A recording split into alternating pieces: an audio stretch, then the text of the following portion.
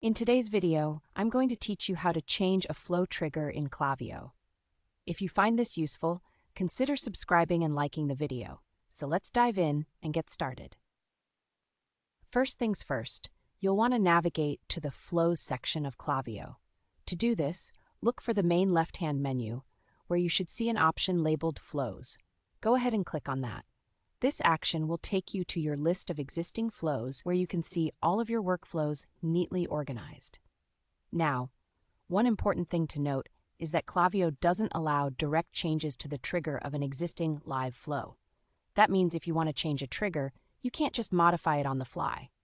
Instead, you'll need to create a copy of the flow with the new trigger settings. Let's go ahead and do that. Find the flow you want to work on in the list.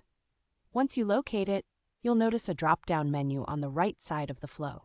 Click on this menu, and what you want to look for is the option that says Clone. Select that option. This is where the magic happens, because cloning will allow you to create a new version of the flow, leaving the original intact while giving you the space to make the changes you need.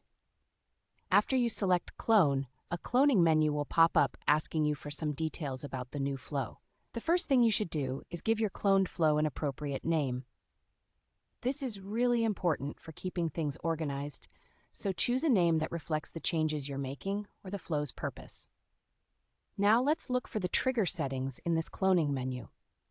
Here is where you'll choose the new trigger that you want to switch to.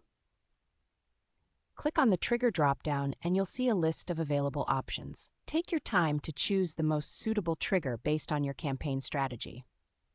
Maybe you're switching to a new event or customer behavior that makes more sense for your current marketing goals. Choosing the right trigger is vital for ensuring your flow operates effectively.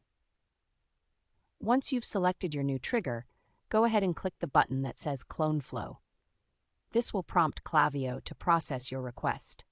It may take just a moment, but don't worry, you'll see a notification once the new version of the flow with your updated trigger is ready for you to edit. Congratulations!